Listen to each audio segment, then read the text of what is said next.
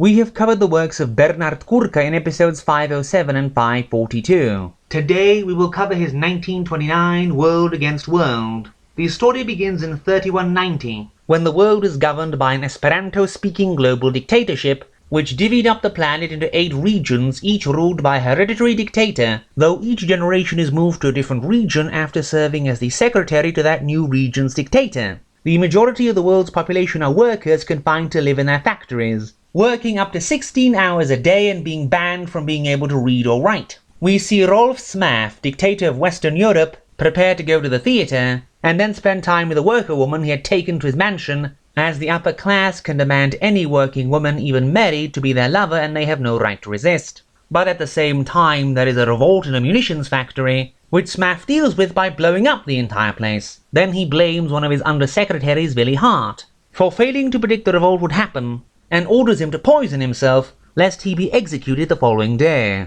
Hart visits his beloved Viola and tries to tell her that he must die, but Viola's brother, Roman Sindler, Smaff's secretary and heir, intervenes. An escaped worker dressed as a soldier whose real name is Tom then presents them with evidence Smaff started the riot himself to have an excuse to have Hart executed. Sindler confronts Smaff, and with the help of Tom, a worker from the munitions factory Smaff blew up, and the beloved of Mob, the woman Smaff had abducted. They make the world dictator Directorium depose Smaff and put Sindler in his place. But then we find out why Smaff did all this. He wanted to make Viola marry his son, but only because upon marriage she would receive an inheritance from her late father, a mysterious and supernatural statue of a goddess Sandler's father brought with him from an expedition to the land of Hum, of which he was the sole survivor, and with which Smaff is obsessed. As Smaff tries to use Mob for his pleasure after his retirement, she stabs him, and then tries to kill Sindler before they catch her, not knowing he's on their side. She is stopped, but then almost immediately stops loving Tom, who has loved her for years, and starts loving Sindler instead, the guy she just wanted to stab. With his new powers, Sindler tries to free the workers, but the other dictators declare him insane, and ship him to a secret fortress in the Pyrenees, where his friends have to rescue him using a special plane. Meanwhile, Viola and Hart go on their honeymoon,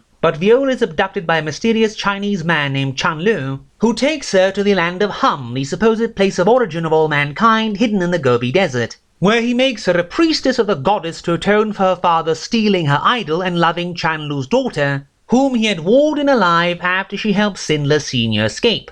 When confronted, Viola tells her brother she does not care for Hart anymore and would stay forever, but Sindler's half-sister Naya, born to Chan Lu's daughter inside of a walled-in room, tells them it is because of Chan Lu's mesmeric powers. The lot then get captured and thrown to a bunch of stegosauruses, but manage to blow them up with bombs, before cutting off Chan Lu's beard and escaping. Sindler then uses a modified airplane to destroy the entire world's energy supply, and liberates the workers in less than 26 pages after the novel completely forgot about that subplot. Then they kill Chan Lu, who tries to murder them dressed as a cleaning lady.